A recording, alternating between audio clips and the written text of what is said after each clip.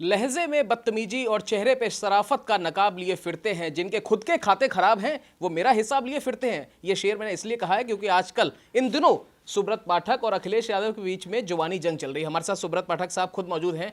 खाते कितने सही हैं, कितने खराब हैं, आखिर वजह क्या है, क्यों एक दूसरे से जुबानी जंग कर रहे हैं?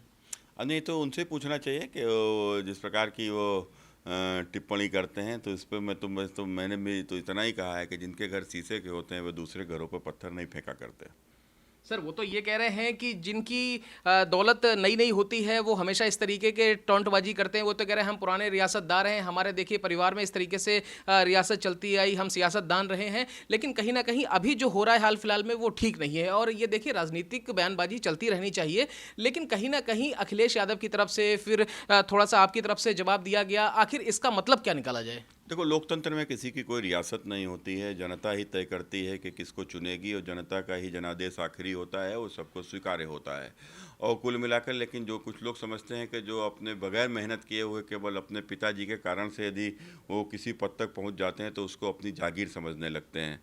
और लेकिन लोकतंत्र में मजदूरों के बच्चे भी, आम लोगों के बच्चे भी बड़े पदों तक जाए, ये रास्ता लोकतंत्र ने दिया है।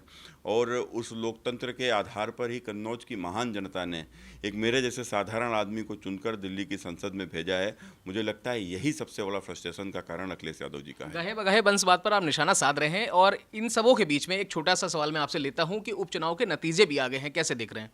देखिए, उपचुनाव के जो नतीजे आए हैं तो वो नतीजे को मैं बहुत किसी उसमें नहीं मिले जुले उसमें ही देखता हूँ कि कहीं हमारा नुकसान हुआ है तो कहीं हमको लाभ हुआ है।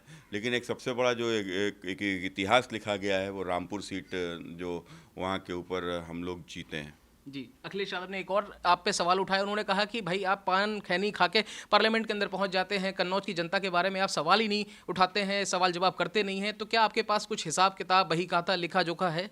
मैं छोटे से कार्यकाल में मैंने संसद में, तो आप जो बोलोगे वो रिकॉर्ड में होता है, और उसका सारा रिकॉर्ड अभी कुछ समय बाद मैं सोशल मीडिया पे पोस्ट करने भी जा रहा हूँ। मैंने कन्नौज में रेलवे ट्रैक से कन्नौज को जोड़ा जाए, बड़े रेलवे ट्रैक से सीधा लाइन भी जो अपना दिल्ली और लखनऊ बिछाई जाए, साथ ही जो कन्नौज के ग्रामीण क्षेत्रों में भी इसका लाइन हो, तो ये मैंने डिमांड किया है।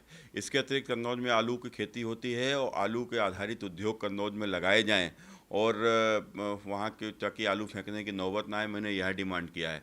कन्नौज में मक्का की फसल दो होती हैं, जिस वजह से अधिक दोहन होता है पानी का, तो वहाँ के ऊपर ड्रिप सिंचाई के माध्यम से को बढ़ावा दिया जाए, जिसकी शुरुआत भी कन्नौज में हो गई है। यह भी डिमांड मैंने संसद में की थी। और इसके अतिरिक्त कन्नौज में चूँकि बहुत प्राचीन समय से इत्र का काम होता है, फूलों की खेती होती है, तो मैंने डिमांड किया है भारत सरकार से कन्नौज में एक अरोमा यूनिवर्सिटी स्थापित की जाए, जहाँ की दुनिया भर की सुगंधित फसलों की रिसर्च हो, जिसका सीधा लाभ कन्नौज के किसानों को हो।